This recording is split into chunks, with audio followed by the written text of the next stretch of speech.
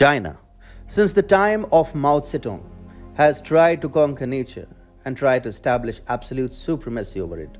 However, it has failed miserably every time.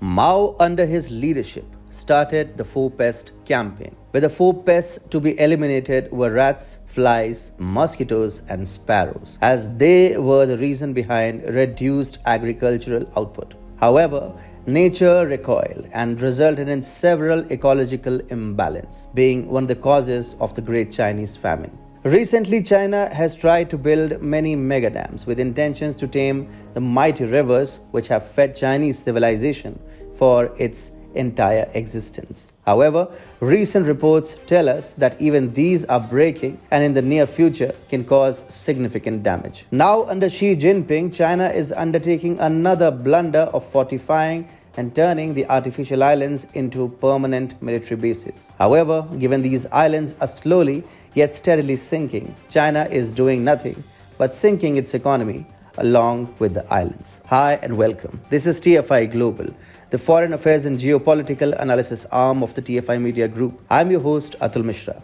and in this video I will tell you how China is desperately trying to become poor again, so much so that it is investing in sinking islands.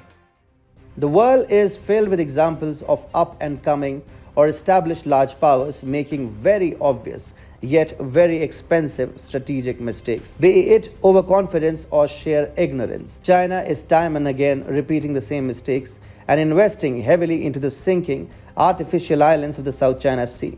Beijing has opened a massive military base on a disputed island fortress in the strategic region of Subi and Mischief Reefs. Satellite photographs obtained by the Washington Times show PLA KJ-500 airborne warning and control aircraft deployed at Mischief Reef in the Spratly Islands in May and June, as well as a Y-9 transport aircraft and Z-8 helicopter stationed at Subi Reef. While it was the Obama administration under whom China was successfully able to create artificial islands in the South China Sea out of thin air, and after a short spell of hiatus during the Trump era, China is back at its old habits, and as Joe Biden is fast asleep in his Chinese slumber, Xi Jinping is fortifying the artificial islands and reefs in the disputed region and trying to stamp Beijing's authority in the region. While in any other scenario it would have been bad news for regional powers, the fact that China is trying to triumph over nature will only turn out to be one of the biggest blunders of the century,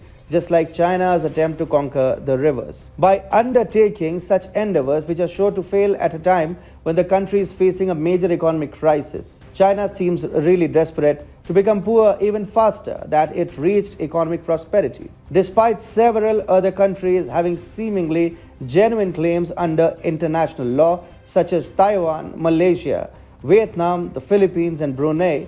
Beijing claims ownership of the majority of the disputed area of the South China Sea. Former Naval Intelligence Officer Michael Dam, who currently works with Johns Hopkins University, says new satellite photos show the deployment appears permanent. He told the publication, the most significant change in military posture in 2021 is the appearance of Chinese special mission aircraft and helicopters at Subi and Mischief Reefs, indicating the PLA may have commenced routine air operations from those airfields. However, these mega infrastructure projects and heavy weaponry, as well as sophisticated transportation arrangements, can last on these islands as long as the islands stand.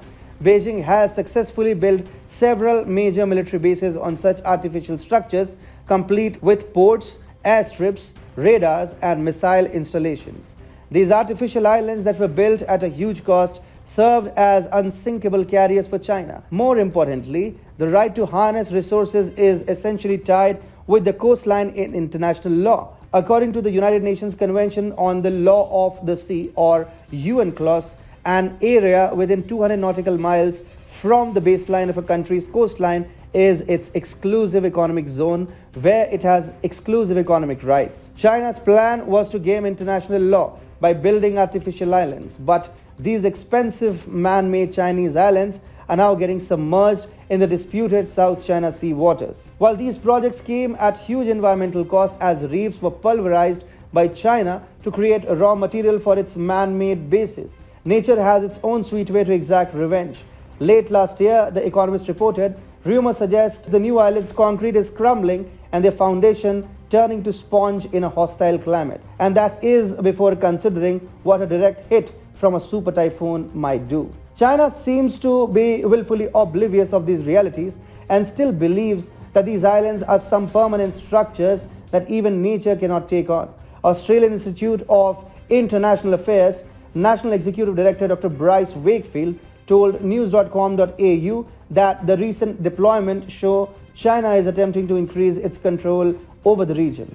These aircraft will allow China to use assets in the region more effectively. Its so-called maritime militia, for example, to wage their campaign of harassment in scenarios short of war. China may try to intimidate and browbeat regional powers by these structures. In reality, they are just as fragile as the paper dragon itself. For all the hype that was being generated around China's many artificial islands, the expensive Chinese plan to expand influence in the South China Sea is turning out to be extremely expensive and highly disappointing. China is trying so hard to project itself as a powerful nation that it is investing extensively into sinking islands, thereby sinking its economy in the process.